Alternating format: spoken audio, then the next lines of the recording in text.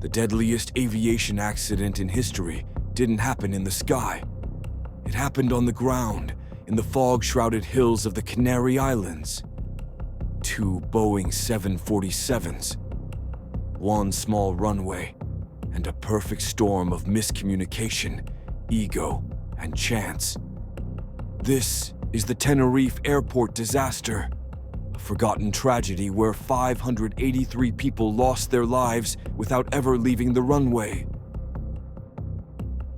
March 27th, 1977. It was supposed to be just another day at the airport. But this wasn't the main hub of the Canary Islands. This was Los Rodeos Airport, a small regional airfield on the island of Tenerife. That day, a terrorist bombing at the larger Gran Canaria airport had forced several incoming flights to reroute to Tenerife.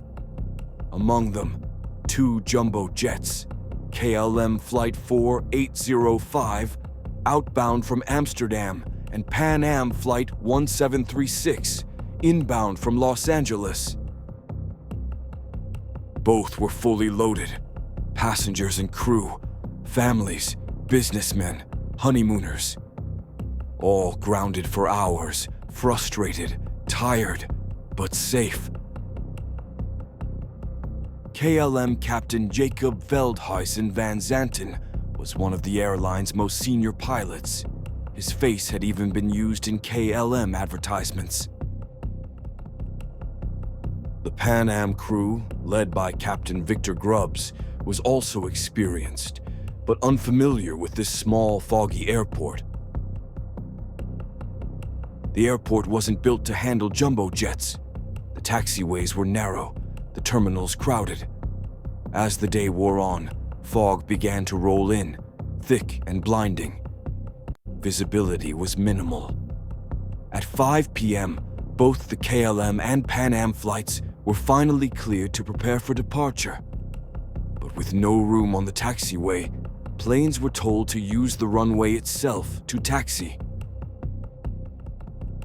Let that sink in for a moment. 2 fully loaded 747s were taxiing on the same active runway. KLM taxied down the foggy runway, turned around, and prepared for takeoff. Pan Am was instructed to follow behind and take the first taxiway exit to clear the runway. But the fog was too thick. The crew missed the first exit, then the second. And that's when everything went wrong.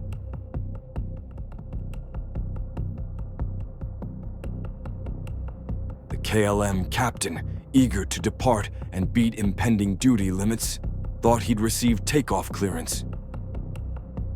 He hadn't, but he advanced the throttles.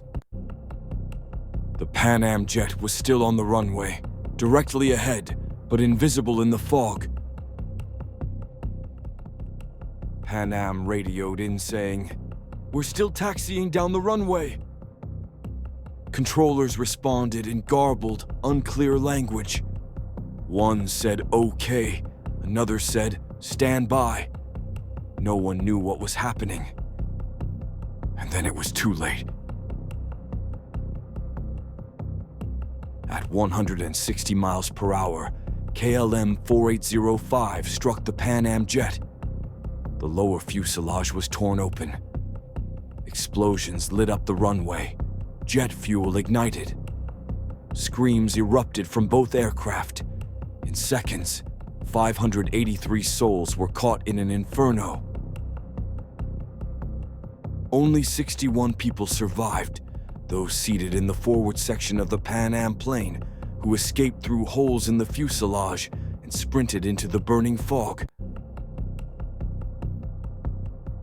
The investigation revealed a deadly combination of small mistakes and larger systemic failures. There were language barriers, subtle but significant, between the Dutch accented English of the KLM crew and the American crew of Pan Am. Misunderstandings that, in another setting, might have been harmless, but in this case, were fatal. There was radio interference.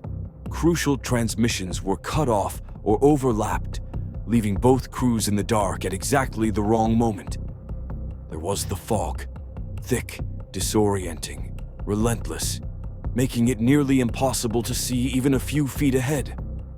And then there was the cockpit culture of the time, a rigid hierarchy where the captain's word was final, where questioning authority wasn't encouraged, it was often discouraged.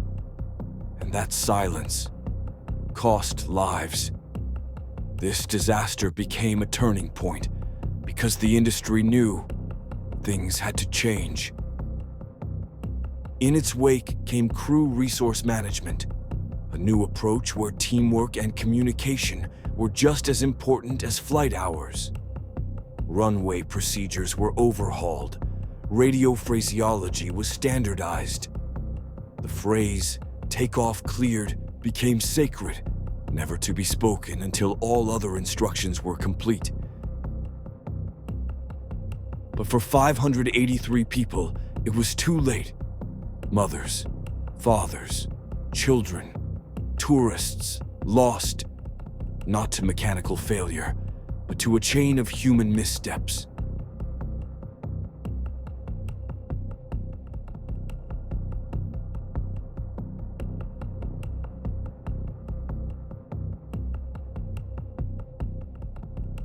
The Tenerife disaster serves as a haunting reminder that in the smallest of moments, everything can change.